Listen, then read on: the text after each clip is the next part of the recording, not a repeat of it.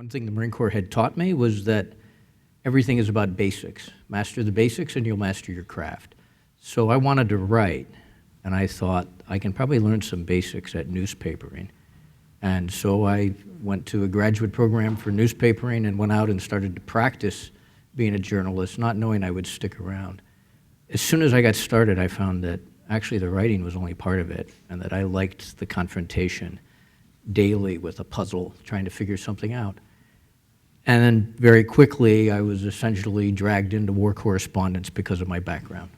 And so when 2001 broke out, I was sort of like packed into a slingshot and fired overseas, where I ended up spending, much of the last 15 years. One way that I approached it was just trying to understand the experience of combat, both technically and tactically, from the experience of the combatants, by trying to be with combatants and understand them as human beings. And so I spent a lot of time working at the bottom, going out with squads and fire teams and platoons and trying to capture something of these last 15 years that have been so bloody and taxing for the rank and file. The Marine Corps kind of inspired me to become a journalist. When I came back from Vietnam, I was pretty angry, and I wanted to find out why we didn't know the whole story. And that made me determined to become a journalist to find out more about the story.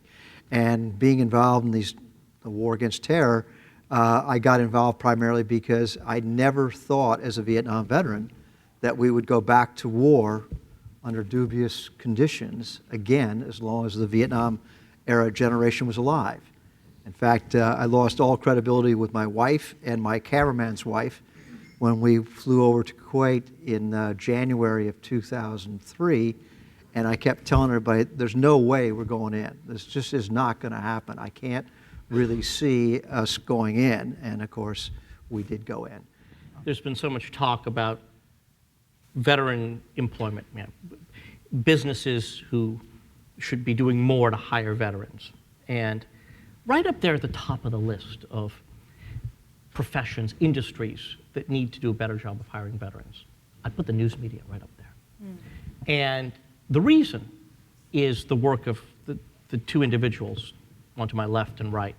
When you read Chris's dispatches in the Times, you see the experience, the perspective, the knowledge of somebody who has once walked in the shoes of the men and women he's writing about.